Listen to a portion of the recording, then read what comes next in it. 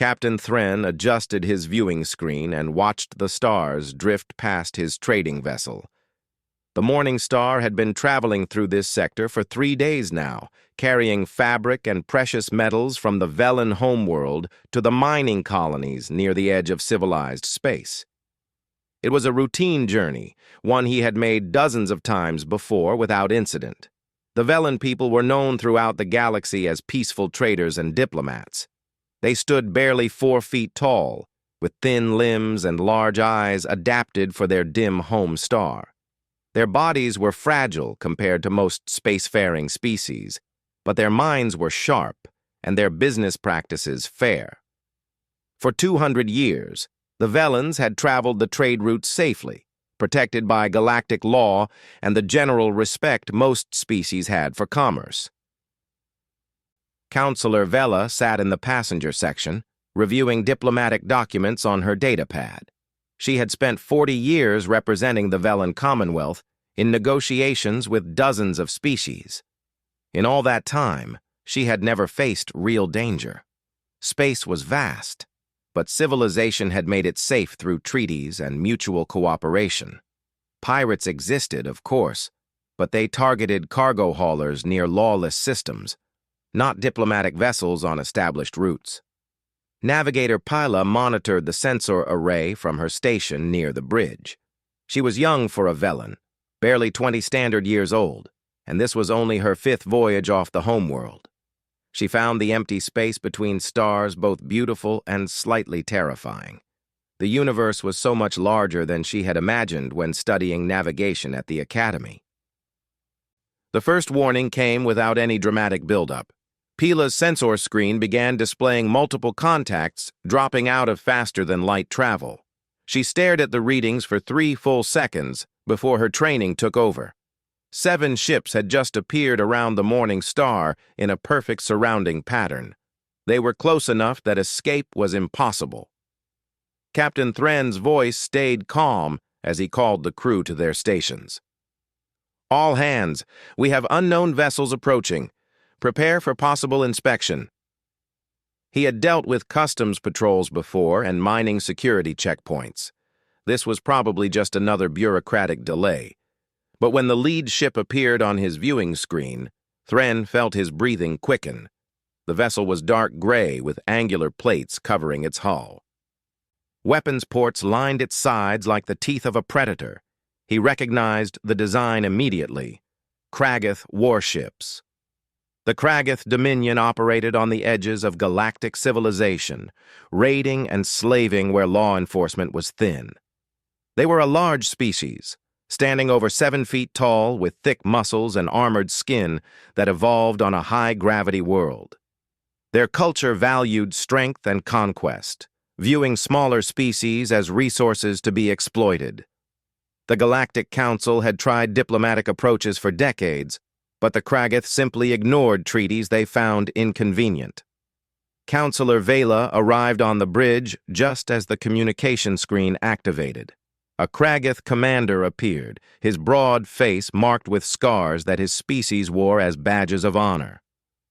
His translator device converted his growling language into words the Velens could understand.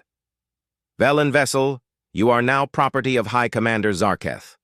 Power down your engines and prepare for boarding. Your cargo and crew will be processed for sale at the market stations. Resistance will result in the destruction of your ship."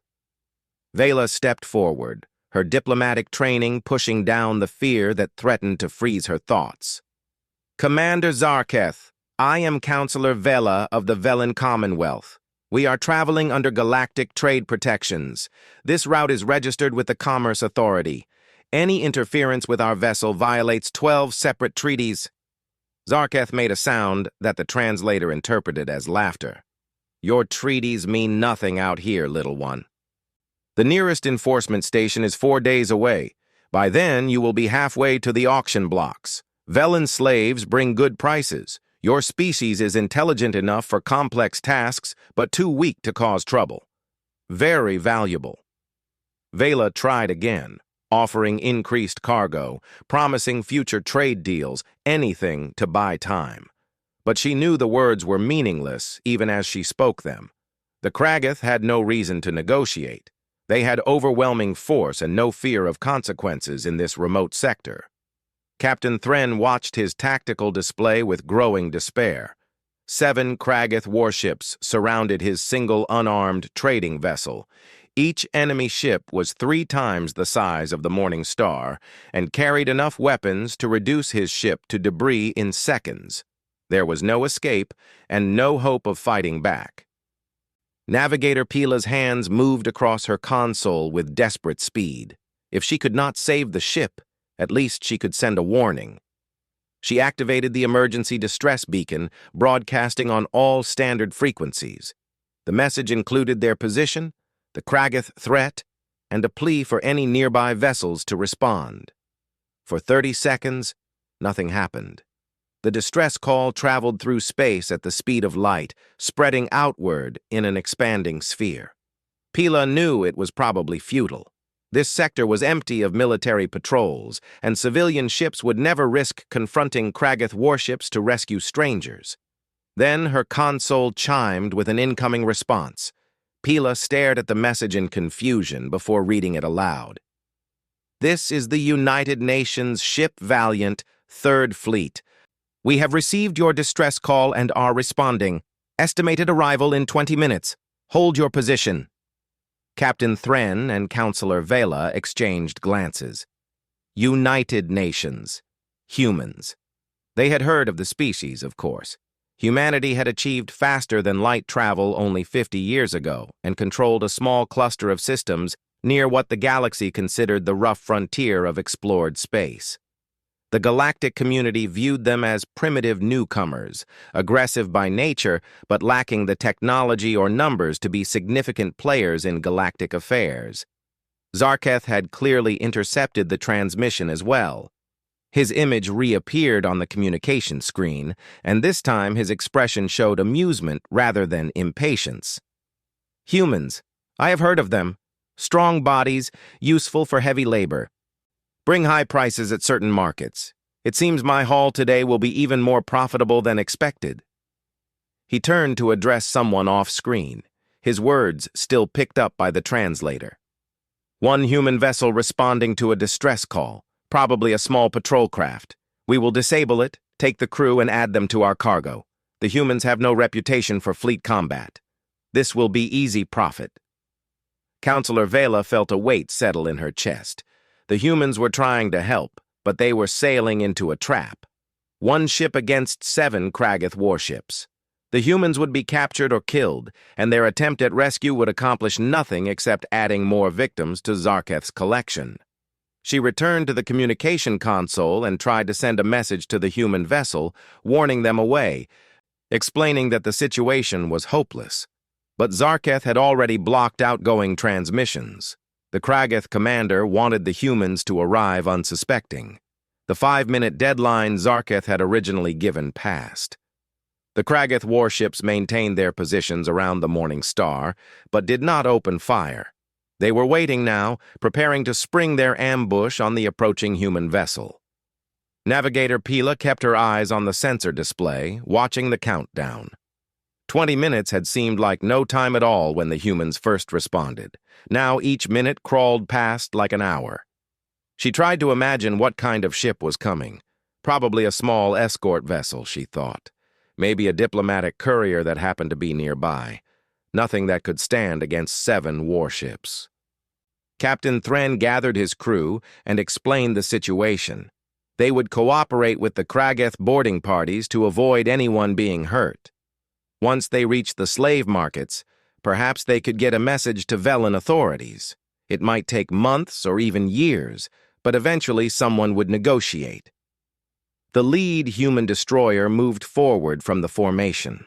It was smaller than the Kragath warships, but something about its design suggested coiled violence. Weapons covered every surface, far more than seemed necessary for a vessel its size. The hull was smooth and dark, designed to absorb sensor sweeps rather than reflect them. A communication channel opened. The voice that came through was calm and cold, speaking Galactic Common with a slight accent that the Velans had never heard before. This is Captain Kyle Morrison of the United Nations ship Valiant Third Fleet. We are assuming protection of the Velen vessel Morning Star.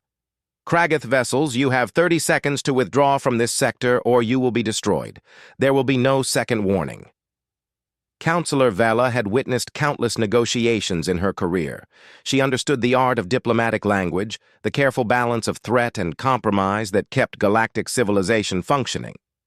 But this human captain spoke with no room for negotiation. His words were not a threat meant to encourage discussion. They were simply a statement of what would happen. High Commander Zarketh recovered from his initial shock at seeing the human fleet. He studied the formation on his tactical display, and his confidence began to return. Yes, the humans had numbers, but his ships were larger and more heavily armored. His weapons had proven effective against dozens of species over the years. He had fought battles against galactic peacekeeping forces and won through superior firepower and willingness to accept casualties. "Human Commander," Zarketh responded, his voice carrying the arrogance of someone who had rarely faced defeat. "You make bold claims for a species that just recently learned to travel the stars. My vessels are twice the size of your destroyers. You may have numbers, but you lack experience in real combat. Withdraw now, and I will forget this insult. Remain, and I will add your crews to my cargo." On the bridge of the Valiant, Lieutenant Amanda Brooks studied the Kragath formation with clinical precision. She was 28 years old with sharp eyes and a mind that processed tactical data faster than most computers. She had graduated top of her class at the Naval Academy and spent 3 years analyzing combat recordings from every spacefaring species humanity had encountered. "Captain," she said quietly, her fingers moving across her console. "The Kragath have positioned for intimidation rather than combat effectiveness. Their flagship is exposed on 3 vectors. Their point defense systems are outdated plasma-based technology. Recommended approach: simultaneous strike on engine clusters, disable rather than destroy." Captain Morrison nodded. He was 45 years old with gray starting to show at his temples. He had commanded vessels in the Outer Rim conflicts where human colony ships faced pirates and hostile aliens with regularity. He had learned that hesitation in combat got people killed, while decisive action saved lives. The galaxy might conduct warfare through elaborate posturing and lengthy exchanges, but humans learned their warfare on Earth where predators struck without warning. Commander Derek Hayes stood at the tactical station, his hands ready on the weapons controls. He was 38, a former Marine who transferred to the Navy after spending 10 years in ground combat. His jaw was set in a hard line as he watched the countdown. 30 seconds. The Kragath would either leave or they would learn what human weapons could do. Ensign Brandon Cole monitored all communication channels from his station.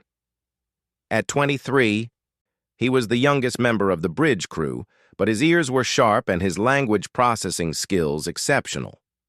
"Captain, I am picking up communications between Kragath ships. They are confused about why we have not attempted further negotiation. They expected us to threaten sanctions or appeal to galactic law. Species that spend centuries talking before fighting always expect others to do the same," Morrison said quietly. "The Kragath have never faced an enemy that strikes first and discusses later." The 30 seconds expired. Morrison did not repeat his warning or engage in further communication. He looked at Lieutenant Brooks and spoke a single word: "Execute." The human fleet opened fire with synchronized precision that had been practiced in hundreds of training exercises. Magnetic accelerator cannons, developed from technology humanity used to launch spacecraft before achieving faster-than-light travel, hurled projectiles at a percentage of light speed. The rounds carried no explosive warheads. They did not need them. The kinetic energy alone was devastating. Kragath shields, designed to disperse plasma weapons and deflect energy beams, proved completely ineffective against solid projectiles moving at relativistic speeds. The magnetic rounds punched through defensive barriers as if they did not exist, and slammed into hull plating with catastrophic force. Missile swarms followed the initial barrage. Unlike the simple explosive projectiles most species used, human missiles contained individual guidance systems that allowed each warhead to think and adapt. They swarmed around point defense fire, coordinated their approaches, and struck weak points in enemy armor with surgical precision. Directed energy weapons added to the assault. Human laser technology used adaptive focusing systems that adjusted beam intensity based on target composition. The weapons analyzed Kragath armor in microseconds and calibrated their output to achieve maximum penetration. The first Kragath warship went dark 90 seconds into the engagement. Its engines exploded in a cascade of secondary detonations. Life support failed, and the massive vessel began tumbling through space. The second ship lasted another 30 seconds before suffering the same fate. The third took damage to its weapons arrays and bridge, leaving it disabled but intact. Commander Derek Hayes worked his controls with the efficiency of long practice. He targeted engine clusters and power junctions, crippling ships without destroying them completely. Human military doctrine emphasized precision over excessive destruction. Dead enemies could not surrender or provide intelligence. Disabled enemies could be captured and questioned. Navigator Pila watched from the Morning Star with her mouth open in shock. She had studied military history at the Academy, reviewed famous battles from dozens of species. Combat in space was supposed to be slow and methodical. Shields absorbed initial attacks while ships maneuvered for advantage. Battles lasted hours, sometimes days, as opposing forces wore each other down through attrition. The human attack lasted less than 3 minutes. 3 Kragath warships were completely disabled, 2 more were heavily damaged, and the remaining vessels were in disarray. The Kragath had not even managed to fire more than a handful of shots in response, and those few attacks splashed harmlessly against human defensive systems. High Commander Zarketh stared at his tactical display in disbelief. Half his fleet was destroyed or crippled. The human weapons technology exceeded anything in his experience. His shields had failed to stop their attacks. His armor had been penetrated as if it were paper. His carefully assembled raiding fleet, which had terrorized this sector for 2 years, was broken in minutes. He gave the order to withdraw. His remaining ships broke formation and began powering up their faster-than-light drives. If he could escape, he could report this encounter to the Dominion and warn them that humans were far more dangerous than intelligence reports suggested. But Captain Morrison had anticipated the retreat attempt. "Lieutenant Brooks, disable their jump drives. I want them alive for questioning." Amanda Brooks had already calculated firing solutions. Her fingers danced across her console, and the Valiant's weapons spoke again. Precisely targeted shots struck the faster-than-light drive systems on each Kragath vessel. The weapons were still intact.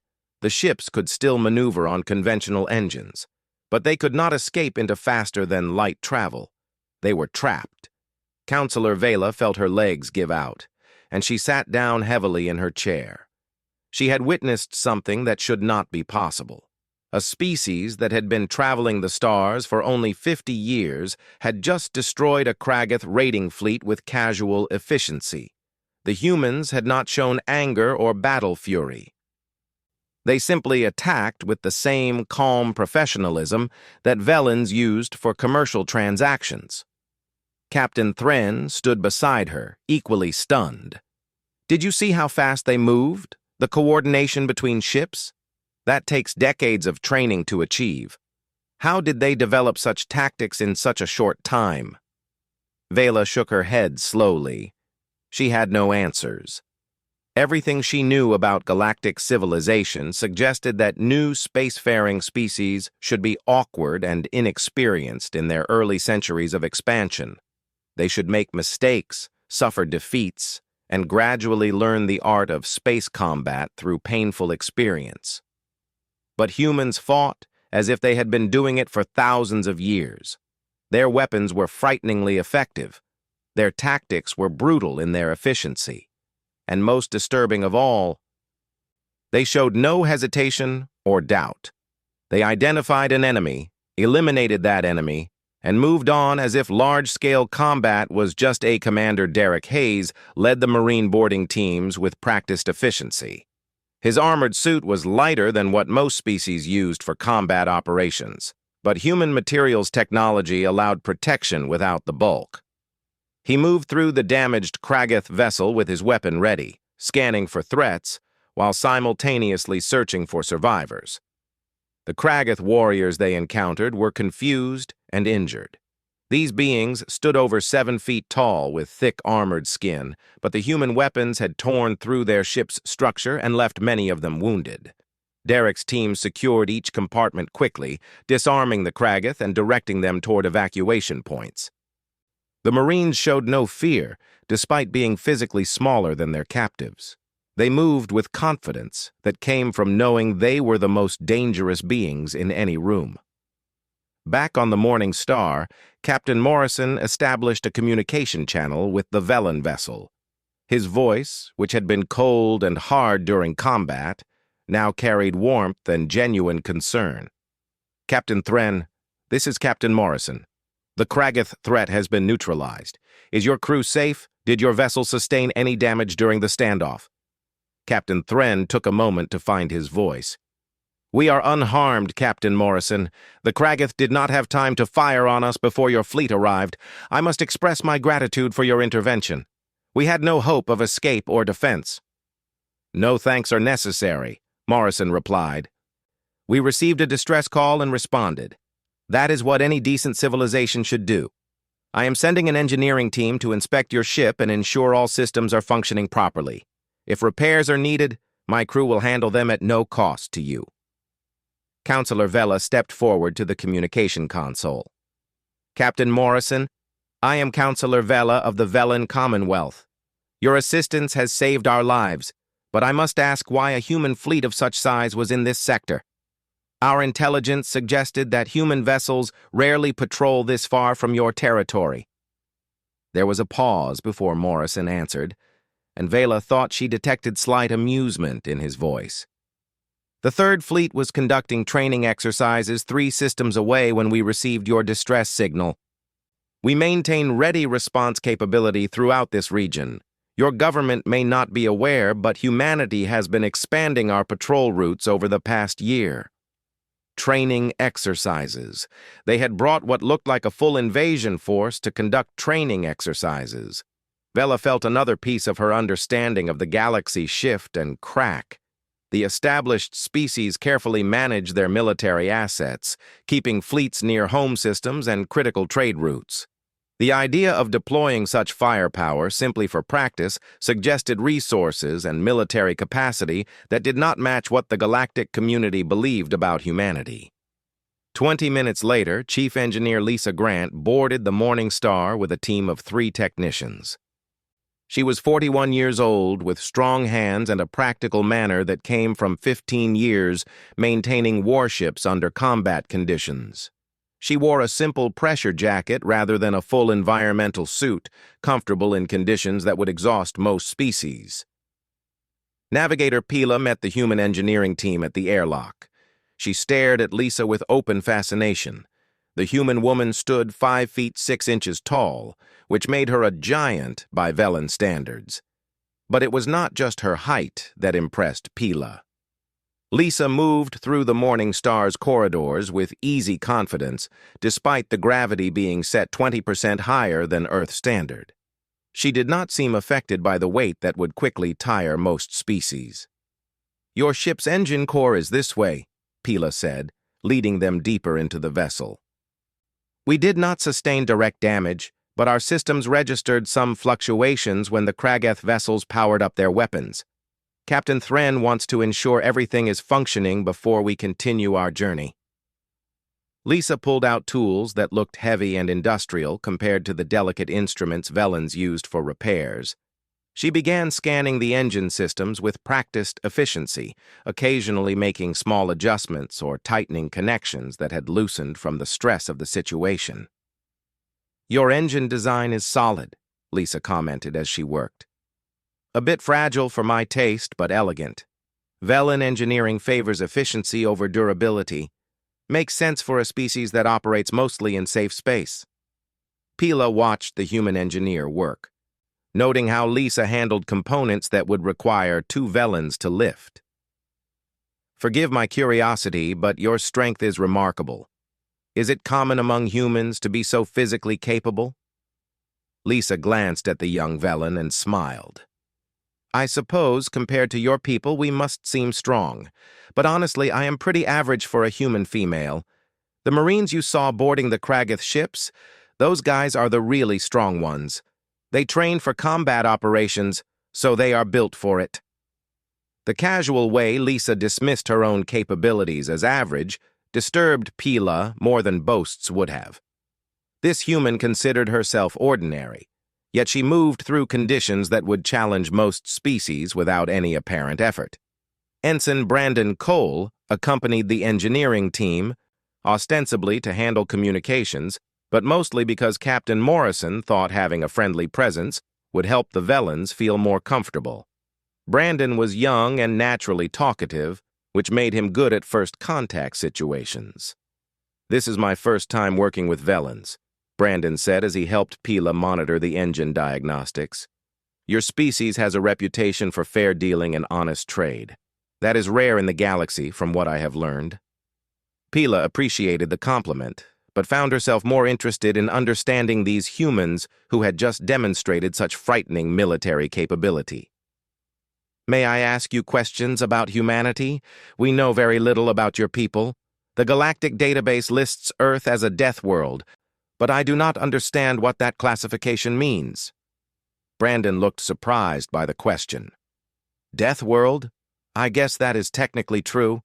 Earth has higher gravity than most inhabited planets. Our atmosphere has a lot of oxygen, which is pretty reactive. We have extreme weather patterns and large predators. But humans just call it home. We do not really think of it as particularly dangerous.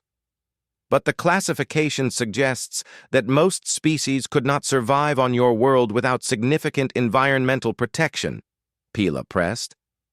How did your species evolve in such conditions? By adapting, I suppose, Brandon said with a shrug.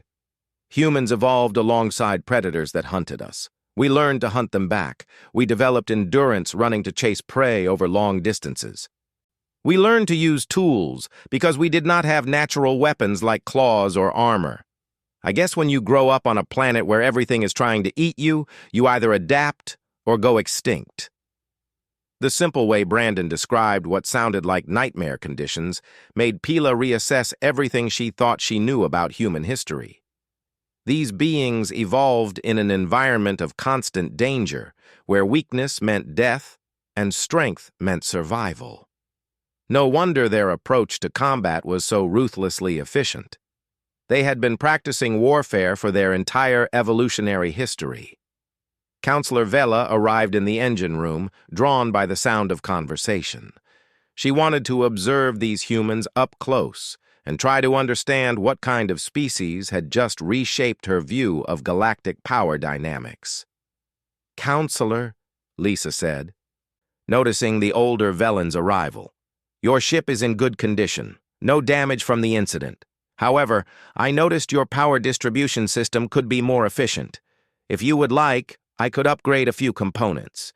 It would improve your faster-than-light drive performance by about 8%. Vela considered the offer carefully. That is generous, Chief Grant. But I must ask what humanity would want in return for such assistance. In my experience, no species offers help without expecting something back. Lisa looked genuinely confused by the question. In return? Nothing.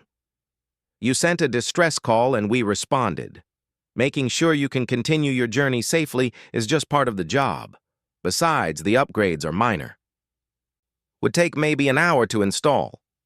The concept of assistance without expectation of payment or favor was foreign to Velen diplomatic experience. Every interaction between species involved careful calculation of advantage and benefit. But this human engineer seemed honestly puzzled by the suggestion that she might want something in exchange for her help. Captain Morrison contacted the Morning Star again, this time requesting to speak with Counselor Vela directly. "Counselor, if you are willing, I would like to invite you aboard the Valiant. I think a conversation between our peoples would be beneficial. You clearly have questions about humanity, and I have questions about Velan perspectives on galactic affairs." Vela agreed, curious despite her nervousness about boarding a human warship. 30 minutes later, she found herself in a shuttle crossing the short distance between vessels. The shuttle pilot was a young human woman who handled the controls with relaxed confidence, chatting casually about Earth weather patterns as if transporting alien diplomats was routine. The Valiant's interior was striking in its efficiency. Corridors were wider than necessary for the human crew, designed to allow rapid movement during combat situations. The lighting was bright, almost harsh by Velan standards. Everything spoke of function over comfort, built for war rather than exploration. Captain Morrison met her in the observation deck, a room with large windows showing the star field and the disabled Kragath vessels floating under guard nearby. He had arranged what he called coffee, a human beverage that proved far too strong for Velan physiology when Vela attempted to be polite and take a sip. "I apologize," Morrison said with a slight smile. "I should have considered that human stimulants might be too intense for other species. Let me get you something else." They settled into conversation with Morrison explaining humanity's position in the galaxy. Humans had achieved faster-than-light travel 50 years ago and immediately began exploring nearby systems. What they found disturbed them. Pirates, slavers, and aggressive species operated with minimal interference throughout the regions the galactic community considered frontier space. Lieutenant Amanda Brooks entered the observation deck carrying a datapad filled with tactical analysis. She nodded respectfully to Counselor Vela before addressing Captain Morrison. "Captain, intelligence analysis of the Kragath fleet is complete. Their vessels were operating under standard rating protocols. Communications we intercepted suggest they plan to auction your crew at the Keswick Station market within 3 days. Vela felt cold despite the comfortable temperature in the room. The casual way Brooks discussed her near future as a slave made the reality of how close they had come to that fate suddenly very real. "How did you decrypt their communication so quickly? Kragath encryption is supposed to be quite sophisticated." Brooks smiled slightly. "By galactic standards, perhaps, but humans have been breaking codes since ancient times. We fought entire wars where intelligence gathering was as important as battlefield tactics. The Kragath encryption is based on mathematical patterns that our computers can analyze in seconds." Morrison gestured for Brooks to continue her report. The lieutenant pulled up tactical displays on the observation deck's screens, showing detailed analysis of the battle. The Kragath vessels used predictable attack patterns based on intimidation doctrine. They expected enemies to retreat when faced with superior size. Their weapons technology is approximately 40 years behind current human standards. Shields are plasma-based with no adaptation for kinetic weapons. Recommendation: update threat assessment for Kragath Dominion to low level. Vela stared at the analysis in disbelief. The Kragath had terrorized this sector for years. Their vessels were feared throughout the frontier regions. Yet this young human officer casually dismissed them as low-level threats. "Counselor, your expression suggests confusion," Brooks said, noticing Vela's reaction. "Did I say something incorrect?" "You described one of the most feared military forces in this sector as low-level," Vela replied carefully. "The Kragath Dominion operates over 40 systems. They have destroyed peacekeeping patrols from 3 different species. They are considered extremely dangerous." Brooks looked genuinely surprised. "With all respect, Counselor, the Kragath tactics would not work against any military force that uses modern weapons technology and adaptive defense systems. They rely on shock and awe rather than actual combat effectiveness. A single human destroyer could handle 3 of their warships without significant difficulty." The casual confidence in Brooks's assessment was more disturbing than arrogance would have been. This was not a boast. It was a simple statement of fact from someone who had studied the mathematics of combat and reached an objective conclusion. Morrison saw Vela's discomfort and changed the subject. Counselor, perhaps you would like to see more of the Valiant. Understanding human capabilities might help you explain today's events to your government. Over the next 2 hours, Vela toured the warship with Commander Derek Hayes as her guide. Each section revealed new details that forced her to reassess her understanding of humanity. The ship's artificial gravity was set to Earth standard, which was crushing by Velan standards. Derek walked casually through corridors that left Vela breathing hard, and he seemed genuinely surprised when she requested that the gravity be lowered in the sections she visited. "I apologize," Derek said. "I did not consider that Earth gravity would be difficult for you. Most humans do not think about it since we grew up with it. Honestly, we consider our home gravity pretty mild. Some of the colony worlds we are settling have even higher gravity." In the ship's training facility, Vela observed crew members engaging in what they called exercise. A human female named Lieutenant Kelly Watson was lifting weights that would crush a Velan. Nearby, several crew members practiced hand-to-hand combat with a level of violence that would cause serious injury to most species, yet the humans laughed and encouraged each other, treating potentially lethal impacts as casual training. When one Marine took a hard fall that made Vela wince in sympathy, he simply stood up, shook his head, and continued sparring. Derek noticed her reaction and explained, "Human bones are dense, and our muscles are built for impact resistance. We evolved that way because falling on Earth, with its high gravity, could be fatal for more fragile species. We also heal relatively quickly from injuries that would permanently disable others." The medical bay provided more revelations. Chief Medical Officer Greg Palmer was treating both Kragath prisoners and Velan crew members who had suffered stress-related issues during the crisis. His approach to medicine reflected the same combination of capability and compassion that Vela had observed throughout the ship. "The Kragath physiology is interesting," Palmer commented as he worked on a warrior with severe burns from an exploding console. "Very robust cardiovascular system, high pain tolerance, but their medical knowledge is surprisingly limited. They treat injuries with crude chemical compounds rather than cellular regeneration techniques." Vela watched the human doctor work on the same being who had planned to sell her into slavery, treating him with the same care he would give a human patient. "Dr. Palmer, why do you help them? They are your enemies." Palmer looked up from his work, seeming confused by the question. "They were our enemies during combat. Now they are injured beings who need medical care. The two situations are not connected in my mind. We fight when we must, but we do not hate. Hatred makes you do stupid things in battle." Navigator Pila had spent the time exploring the Valiant with Ensign Brandon Cole as her unofficial guide. The young human was patient with her endless questions and seemed to enjoy explaining human culture. They stood in the communications center, where Brandon handled his duties while chatting with Pila about Earth. "What was it like growing up on a death world?" Pila asked. "Were you afraid all the time?" Brandon laughed. "Afraid? No, Earth is home. Sure, we have dangerous animals and extreme weather, but humans are pretty good at managing those threats. We built cities that can withstand earthquakes and storms. We learned which animals to avoid and which we could hunt. I grew up in a place called Colorado, in the mountains.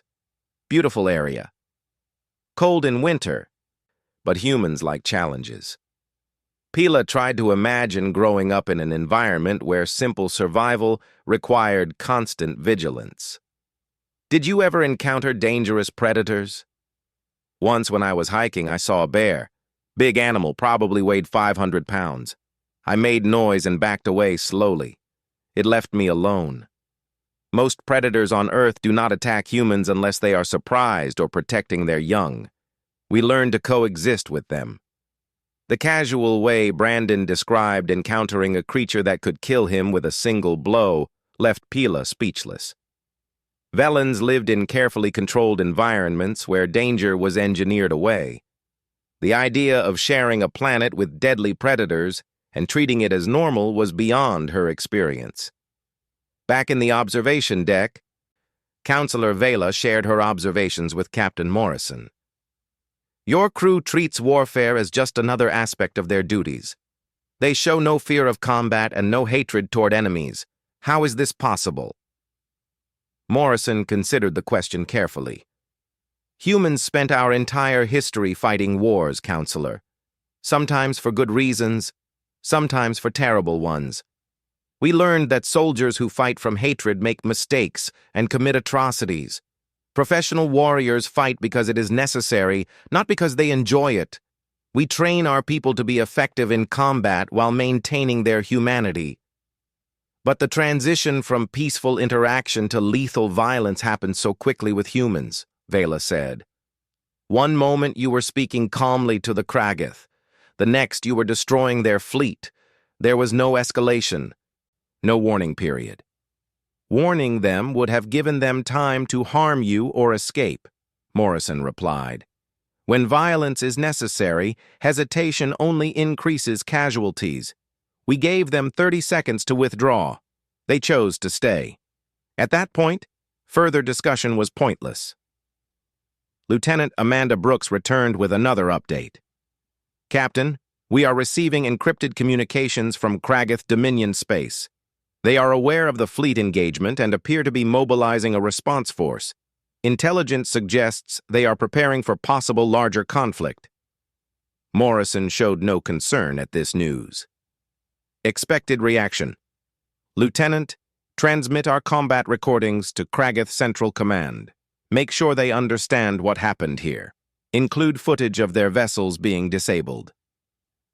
Sometimes the best way to prevent a war is to demonstrate overwhelming capability. Vela felt her anxiety rising. Captain Morrison, you are risking a major conflict with the Kragath Dominion. They control 40 systems. Their military forces number in the thousands of ships. This could escalate into full-scale war. Perhaps, Morrison said calmly. Or perhaps the Kragath will realize that slaving and piracy against species under human protection is no longer profitable. We are not seeking war, Counselor. We are establishing clear boundaries. The Kragath can operate in their own space however they wish. But if they threaten peaceful beings in sectors we patrol, they will face the consequences. Brooks added her analysis.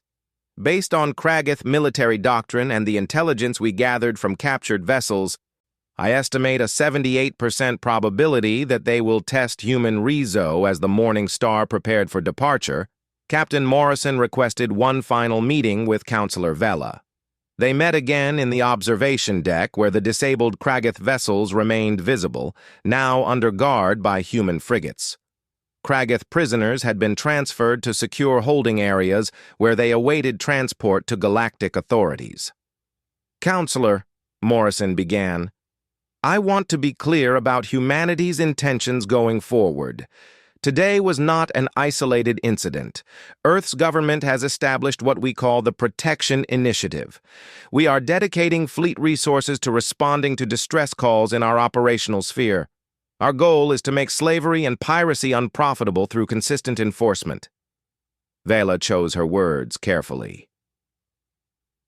Captain Morrison, I appreciate what you did for my crew today, but I must express concern about how the galactic community will respond to human military activism.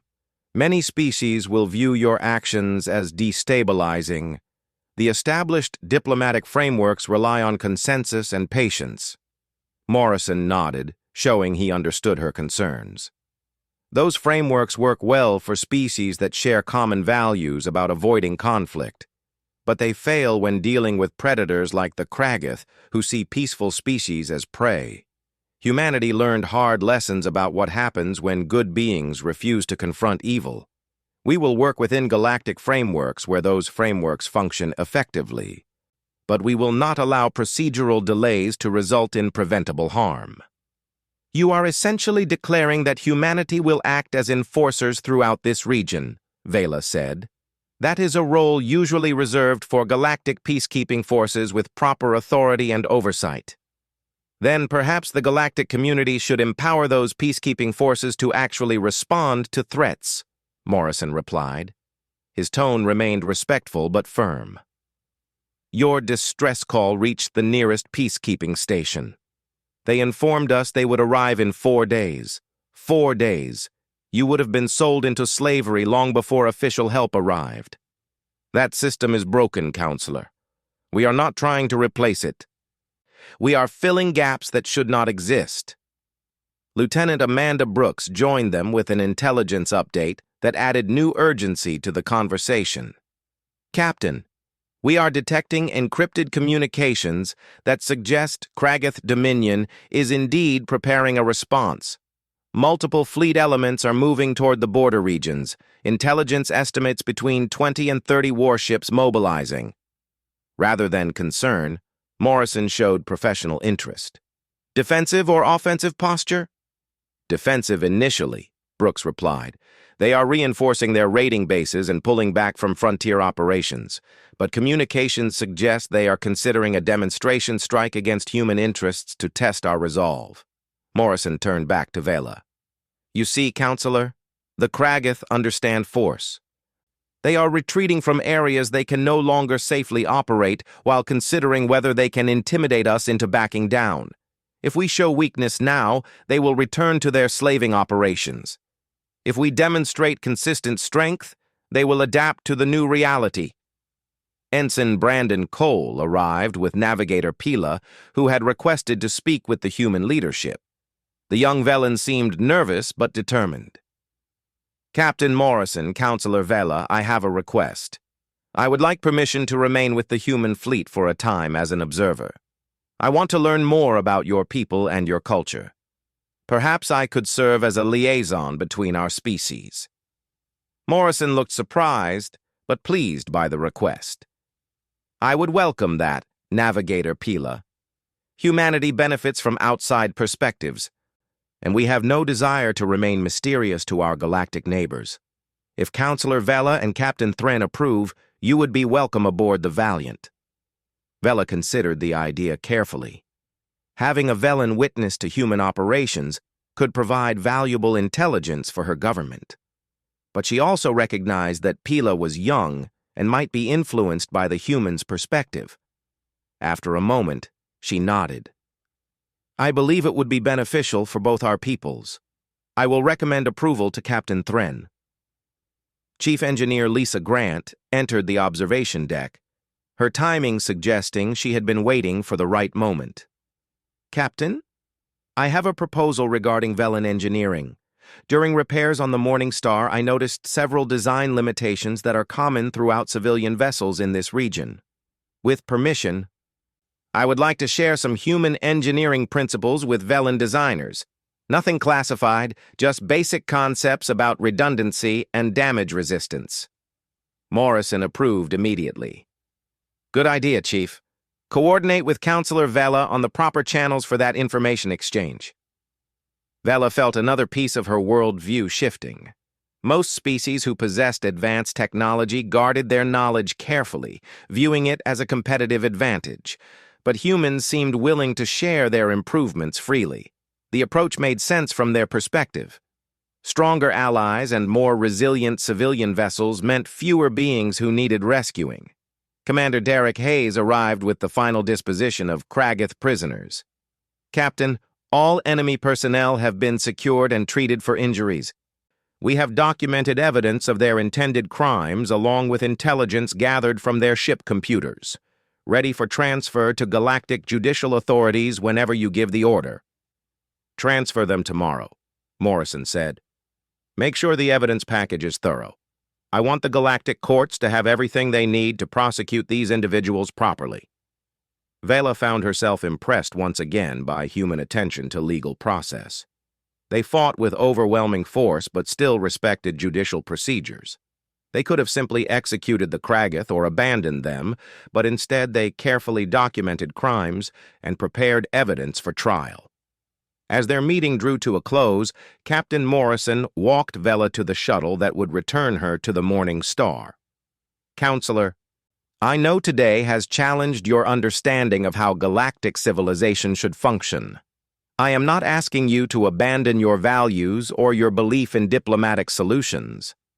I am simply asking you to recognize that sometimes force is necessary to create conditions where diplomacy can work. Vela paused before entering the shuttle. Captain Morrison, I will be honest with you. Your people frighten me.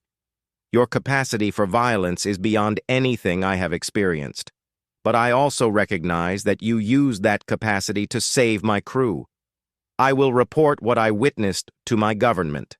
What they do with that information is beyond my control.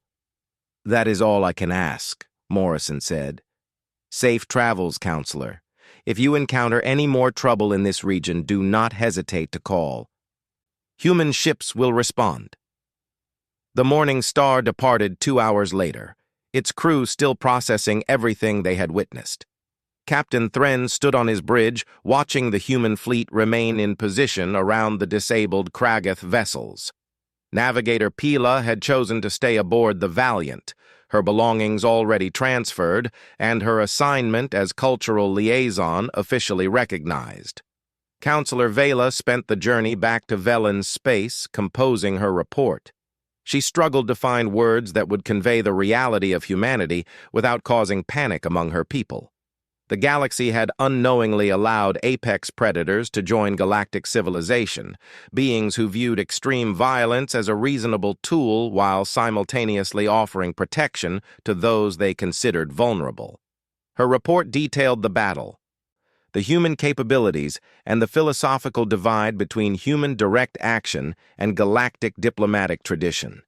But she also included observations about human kindness, their respect for life even among defeated enemies, and their genuine desire to protect peaceful species from predators. The final section of her report contained her recommendations. The Velen Commonwealth should establish formal diplomatic relations with humanity immediately. These beings will reshape galactic civilization whether we engage with them or not. Better to influence that process than to stand aside and hope they conform to our expectations. The humans are not going to change their fundamental nature. They will continue to respond to distress calls with overwhelming force. They will continue to challenge species who profit from slavery and piracy. The question is whether we join them in that effort or remain on the sidelines. Back on the Valiant, Captain Morrison reviewed reports from his fleet. The disabled Kragath vessels had been secured and would be towed to the nearest salvage facility. Prisoners were documented and awaiting transfer. All human ships reported 0 casualties and minimal ammunition expenditure. The entire operation, from distress call to resolution, had taken less than 4 hours. Lieutenant Amanda Brooks provided her final analysis.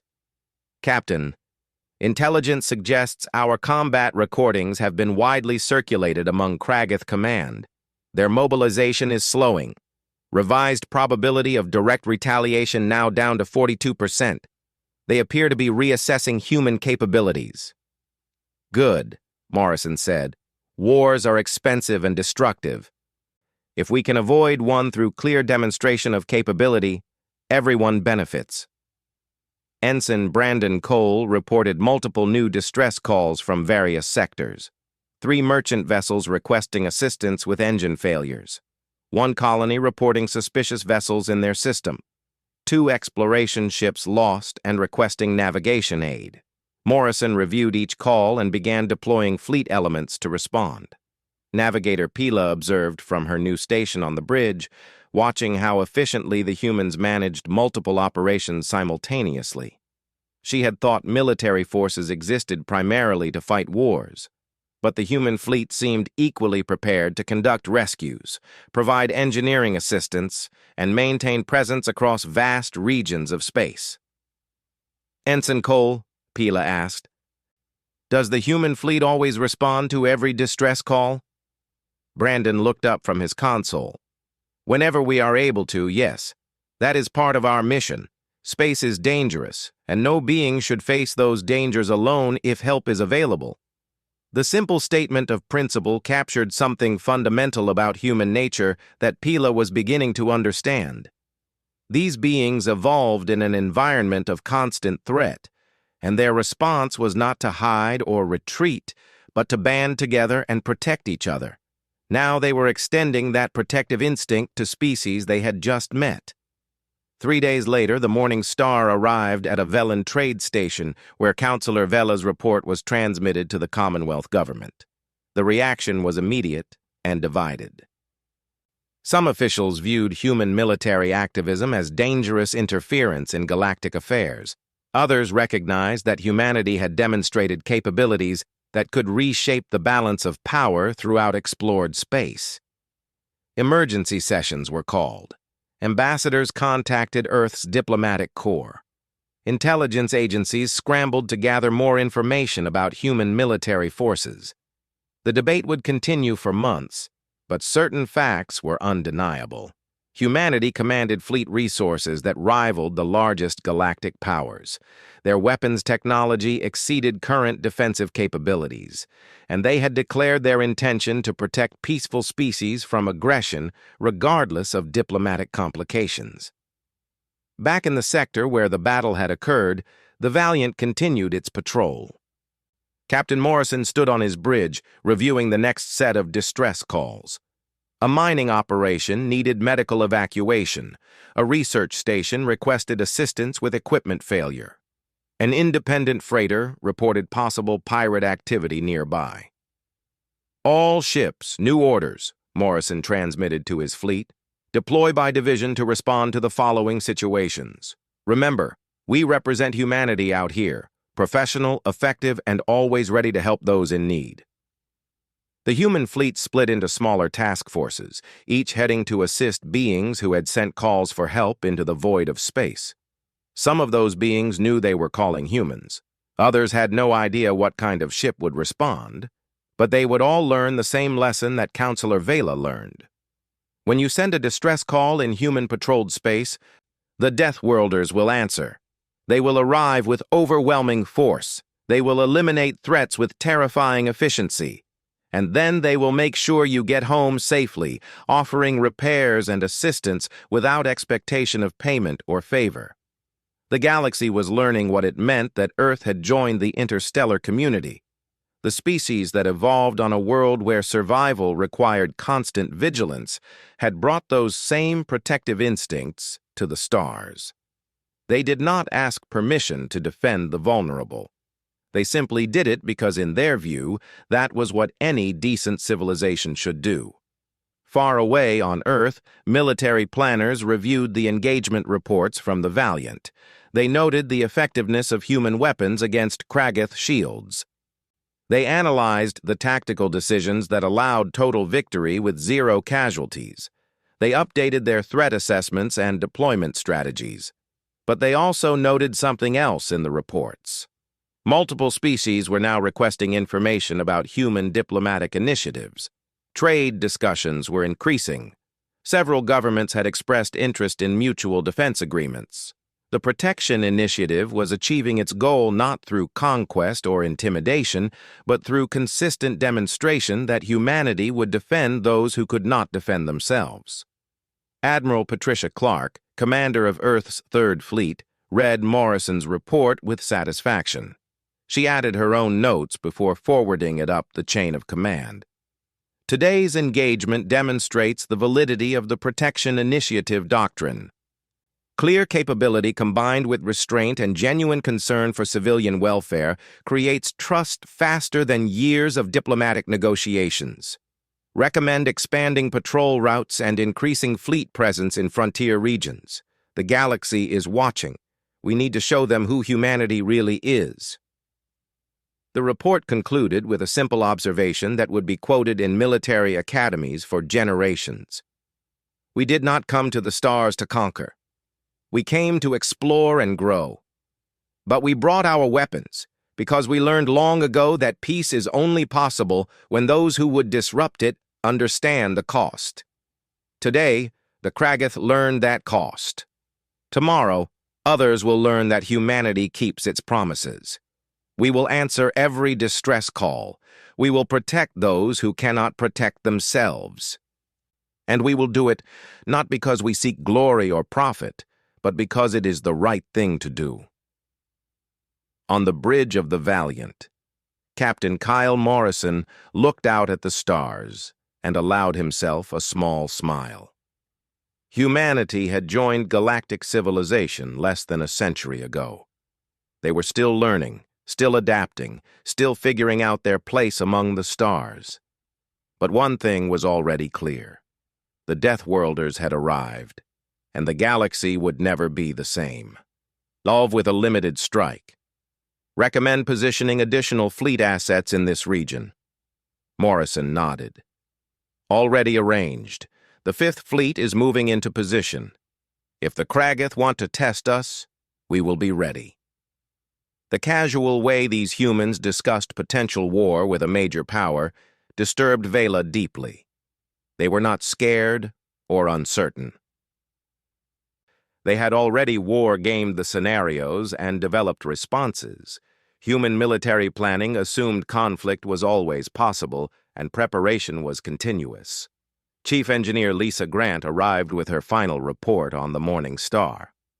All repairs complete, Captain. I also upgraded their power distribution system and reinforced their hull integrity in 3 weak points. The Velen ship is actually more space-worthy now than before the incident. Vela realized that despite her fears about human military capability, these same humans had treated her crew with kindness and generosity. They fought with terrifying efficiency, but showed genuine concern for those they protected. The contradiction was difficult to process. We spent 10,000 years fighting wars on Earth, Morrison said quietly. Wars over resources, territory, ideology, and religion. We nearly destroyed ourselves multiple times, but we survived by learning hard lessons about the cost of allowing evil to go unchallenged. When we reached space and saw slavery being practiced openly, saw peaceful beings like your people threatened by predators like the Kragith, we knew we could not stand by. Vela listened carefully, trying to understand this species that seemed to view morality as absolute rather than negotiable. Captain Morrison, I must be direct with you. Your intervention here was effective, but it violated numerous protocols for handling piracy situations.